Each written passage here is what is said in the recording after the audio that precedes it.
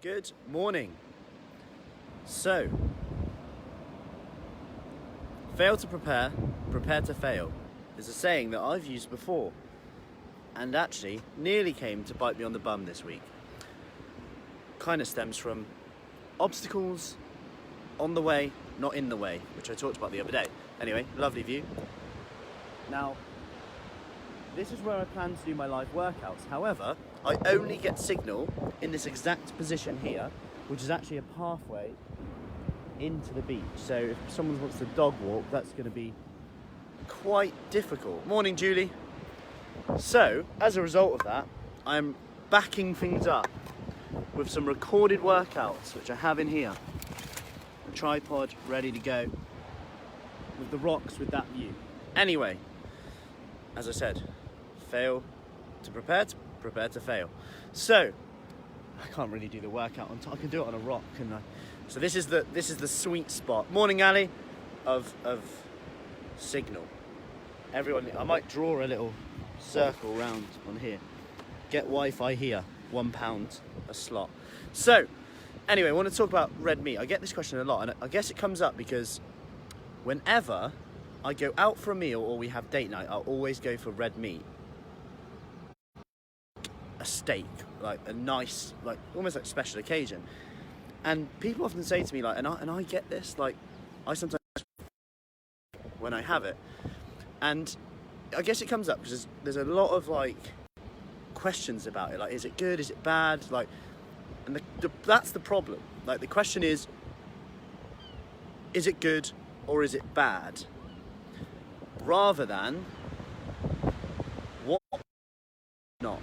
how much should I eat? And it always depends. I'm going to go over basically some flaws of the research. They did a big meta-analysis, and this is where you study all studies. So you look at all the studies that have been done, you group them together, you look at the flaws, you look at the good things, you look at the bad things, then you make a decision. And what they found was actually a lot of the studies had lots of bias, lots of missing data, and they were quite inconclusive. And that's where, yeah, it will help my balance, definitely. And that's where, morning Caroline, and that's where you get the issue of, oh, okay, that study said that, but actually there's missing data. They can't say that they're not biased. Oh, it says I got 4G. Right, I'm back. Well, hey, I have no idea what happened there. Morning, Linda. So, I'm now in a better spot, but I can't do a workout on the side of a road. Anyway, still the view. Anyway, so what they find in these studies is, I'm going to stop actually.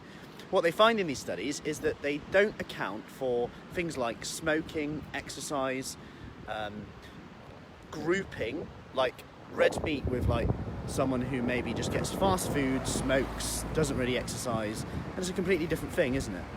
You know, so you could say that, oh, how many times do you eat red meat? And someone could say 4 times a week, but actually what they mean is they have a Big Mac, fries, large Coke, and that's not the same as having, say, a lean steak. And to kind of back this up, I guess, when you look at, they've done recent studies on a cohort, 60 to 90 year old women.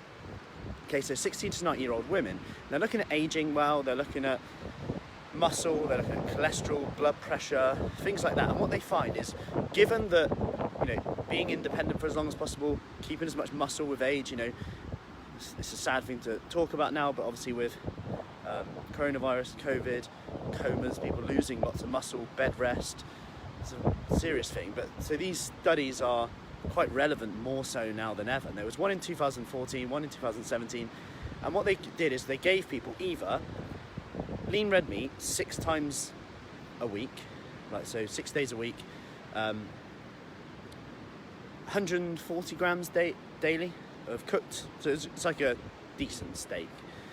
Now, or they gave them pasta and rice, okay, so you can have one or the other 6 days a week. Now, obviously, there's a lot of flaws in this study anyway, because it's protein versus carbs.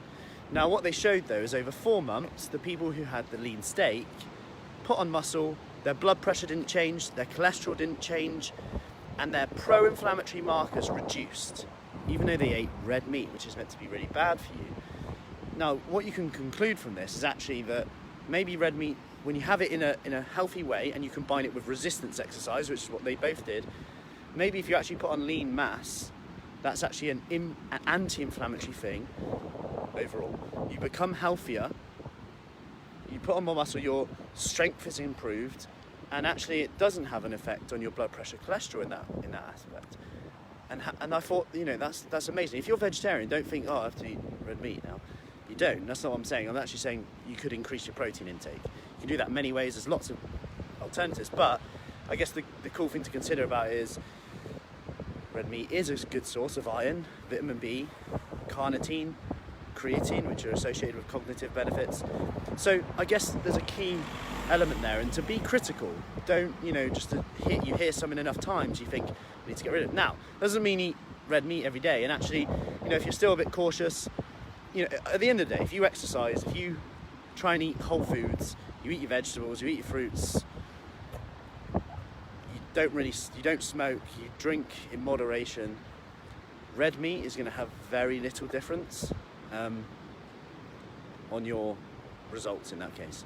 Now, if you did want to cut it down, I would start, if I had to choose one thing, and I'm not saying I'm doing this because I'm not, because I love cold meats, is to start with like cured meats. Like, there's a bit of a question mark over like nitrates. However, it's still a debatable one because there's lots of it's a different type of nitrate, but there's nitrates in vegetables as well. So, but it's quite complicated, and if I'm honest, again, being critical with it, there's no like one answer here. So I hope that helps. I'm off to prepare so I don't fail on my journey around Cornwall to find a beach with live workouts, which I found one so far with good signal.